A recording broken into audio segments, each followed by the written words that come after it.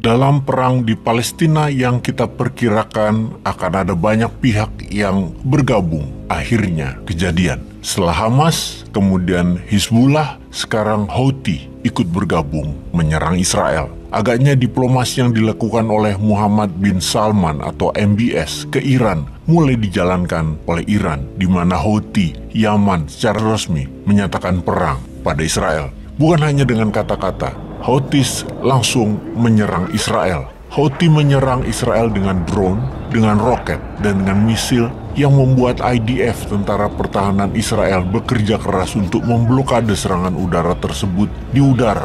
Air Raid Defense Israel kerja keras karenanya. Pertanyaan sekarang, siapa itu Houthis? Mengapa Houthi menyerang Israel? Houthi adalah sebuah kelompok milisi di Yaman. Yaman adalah negara di ujung peninsula sisi kiri atau sisi barat daya Saudi Arabia. Saat ini di Yaman terjadi perang saudara, di mana Houthi berperang melawan pemerintah yang didukung PBB, alias didukung oleh Barat, yang mana pemerintah itu didukung oleh Amerika juga dan Saudi Arabia. Waktu itu, Houthi menyerang mereka, karena itu Houthi sering menyerang Saudi Arabia dengan roketnya dan sering kena sasaran strategis di Saudi. Ini yang membuat Saudi pusing tujuh keliling sampai akhirnya diplomasi dengan Iran harus dilakukan oleh Saudi. Houthi sangat membenci Amerika, sangat membenci Israel, sehingga Houthi memiliki slogan ofisial, yaitu Death to America, Death to Israel, dan terkutuklah Yahudi. Houthi saat ini mengendalikan ibu kota Yemen, Sanaa, dan mengendalikan 80% wilayah Yaman. Houthi menjadikan dirinya kekuatan yang menakutkan di ujung peninsula Saudi. Mereka memiliki pengalaman perang, mereka memiliki persenjataan.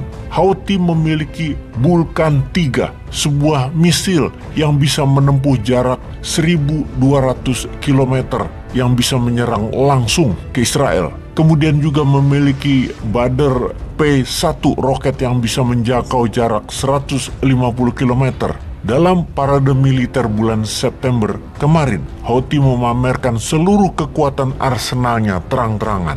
Ini membuat keder banyak kekuatan dunia, terutama negara tetangganya, Saudi. Houthis adalah proksi Iran. Disinilah posisi global playernya Iran yang mempunyai dua kekuatan Wagner, satu Hizbullah, satu Houthi. Iranlah yang membiayai dan yang mempersenjatai keduanya. Tentunya apa yang dilakukan oleh Houthi harus mendapat persetujuan Iran terlebih dahulu. Serangan udara Houthi sama halnya dengan serangan udara Hizbullah membuat tentara Israel IDF mempunyai dua front perang baru di luar serangan darat dan udara ke Hamas. Bahkan Amerika menyiagakan kapal perangnya untuk memblok serangan udara Houthi di Laut Merah. Hampir setiap hari serangan drone dilakukan Houthi sejak 2 minggu ini sangat merepotkan Israel. Israel terpecah fokusnya dengan distraction yang dilakukan oleh proksi Iran tersebut.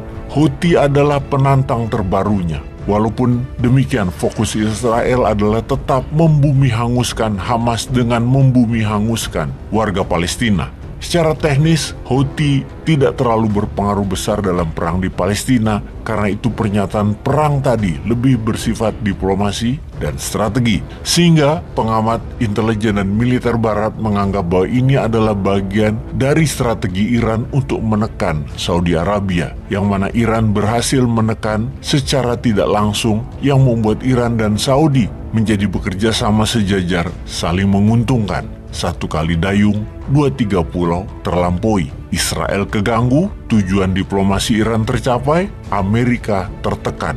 Strategi begini memang kelas dunia yang sedang dimainkan di Timur Tengah oleh pemimpin-pemimpin yang strategis tentunya. Langkah Iran, langkah Saudi, langkah Turki, dan tidak kalah penting adalah langkah Tiongkok bermanuver di antara semuanya. Kita diskusikan topik terakhir. Apa akibat ke depan bagi kawasan dengan serangan Houthi tersebut? Perang Israel melawan proksi Iran ini karena serangan terorganisir ke Israel sedang dibangun oleh Iran menggunakan proksinya dari Suriah, dari Lebanon, dari Yaman, dari Irak, dan dari Iran. Kita melihat peta geografi Asia Barat sebentar. Houthi yang berada di barat daya Saudi kalau menyerang roket misilnya pasti melewati wilayah udara Saudi dan Yordania. Apa yang terjadi kalau misil itu salah arah atau gagal mendarat di Israel, jadi ke Yordania atau ke Saudi Arabia? Bisa ambyar itu.